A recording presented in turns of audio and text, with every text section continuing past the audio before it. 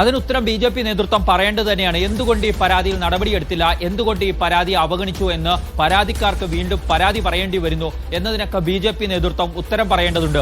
രാഷ്ട്രീയമായ ധാർമ്മികതകൾ വെച്ച് നോക്കിക്കഴിഞ്ഞാൽ ബി.ജെ.പി. ആ നേതാവിനെതിരെ നടപടിയെടുക്കണമായിരുന്നു, അന്വേഷണം നടത്തണമായിരുന്നു. ഇനി അന്വേഷണം നടത്തിയിട്ട് പരാതി വ്യാജമാണെന്ന് കണ്ടെത്തിയാൽ അതെങ്കിലും പരാതിക്കാരെ അറിയിക്കണമായിരുന്നു. അത്തരം നടപടികൾ ഒന്നും തന്നെ ഉണ്ടായിട്ടില്ല എന്നതിനർത്ഥം അത് അവഗണിച്ചു എന്ന് തന്നെയാണ്. അവിടെ ഈ പരാതിയിൽ പറയുന്ന പേരുകാരെല്ലാം ഉത്തരം പറയേണ്ടിയിരിക്കുന്നു. അവരെല്ലാം ബി.ജെ.പിയുടെ സമുന്നതരായ നേതാക്കളാണ്. എം.ടി. രമേശും സുഭാഷും അടക്കമുള്ളവർ സമുന്നതരായ നേതാക്കളാണ്.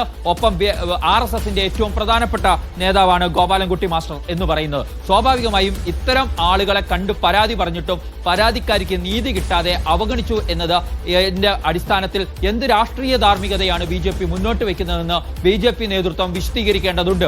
അല്ലെങ്കിൽ പരാതി അവഗണിക്കാൻ ഇടയാക്കിയ കാരണം എന്താണ്? അത്തരം പരാതിയുടെ പകർപ്പൊക്കെ പൊതുസമൂഹത്തിൽ ലഭ്യമായിരിക്കുകയാണ്. അതോടുകൂടി ബി.ജെ.പി. നേതൃത്വം പറയണം. തങ്ങളുടെ സംസ്ഥാന വൈസ് പ്രസിഡന്റായ സി കൃഷ്ണകുമാറുമായി ബന്ധപ്പെട്ട് ഉയർന്നു വന്ന പരാതികൾ പാർട്ടി പരിശോധിച്ച ശേഷം അതിനകത്ത് കഴമ്പൊന്നും കണ്ടെത്തിയില്ല, അതുകൊണ്ടാണ് ഞങ്ങൾ മറ്റ് നടപടികളിലേക്ക് പോകാതിരുന്നതെങ്കിൽ അതെങ്കിലും വിശദീകരിക്കാനുള്ള ധാർമ്മികമായ ഉത്തരവാദിത്തം ഇനി ആ പാർട്ടിക്കുണ്ട് എന്നുള്ളതാണ്. അത് ഇതുവരെയും ബി.ജെ.പി. നേതൃത്വം ചെയ്തിട്ടില്ല. ബി.ജെ.പിയുടെ പുതിയ സംസ്ഥാന അധ്യക്ഷനെ സംബന്ധിച്ചിടത്തോളം അദ്ദേഹത്തിന്റെ മുമ്പിലേക്ക് 2 ദിവസത്തിന് മുമ്പാണ് ഈ പരാതി ലഭിച്ചിരിക്കുന്നത്. സ്വാഭാവികമായും അത് പഠിക്കണം.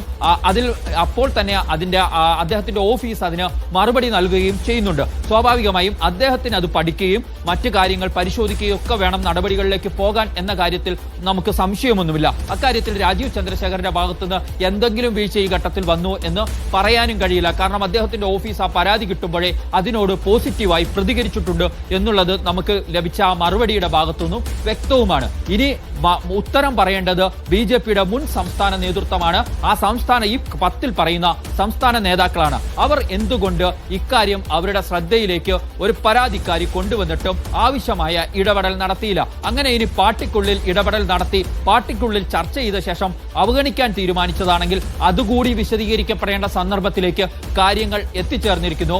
ബി.ജെ.പിയെ രാഷ്ട്രീയമായി ഏറെ പ്രതിരോധത്തിലാക്കുന്നതാണ്. ബി.ജെ.പി. ഉയർത്തിക്കൊണ്ടുവന്ന സ്ത്രീ പീഡകർക്കെതിരായ സമരങ്ങളെ ആകെ നിഷ്പ്രഭമാക്കുന്നതാണ്. നമുക്കറിയാം, ഇപ്പോൾ രാഹുൽ മാങ്കൂട്ടത്തിനെതിരെ ബി.ജെ.പി. ഘടകങ്ങളായ യുവമോർച്ചയും മഹിളാ മോർച്ചയും അടക്കമുള്ളവർ അതിശക്തമായ സമരങ്ങൾ നടത്തിയിരുന്നു. സെക്രട്ടേറിയറ്റിലേക്കും അടക്കം പ്രതിപക്ഷ നേതാവിന്റെ വസതിയിലേക്ക് അടക്കം മാർച്ച് നടത്തുന്ന കാളയുമായുമൊക്കെ മാർച്ച് നടത്തുന്ന രീതിയൊക്കെ നമ്മൾ കണ്ടതാണ്. അപ്പോഴേക്കും തന്നെ ഇന്നലെ പ്രതിപക്ഷ നേതാവ് പറഞ്ഞിരുന്നു, ആ കാളയെ സൂക്ഷിച്ചു വെച്ചോണം, അതുമായി രാജീവ് ചന്ദ്രശേഖരന്റെ വീട്ടിലേക്ക് ബി.ജെ.പിക്ക് മാർച്ച് നടത്തേണ്ടി വരും എന്ന് ഇന്നലെ പ്രതിപക്ഷ നേതാവ് പറഞ്ഞിരുന്നു.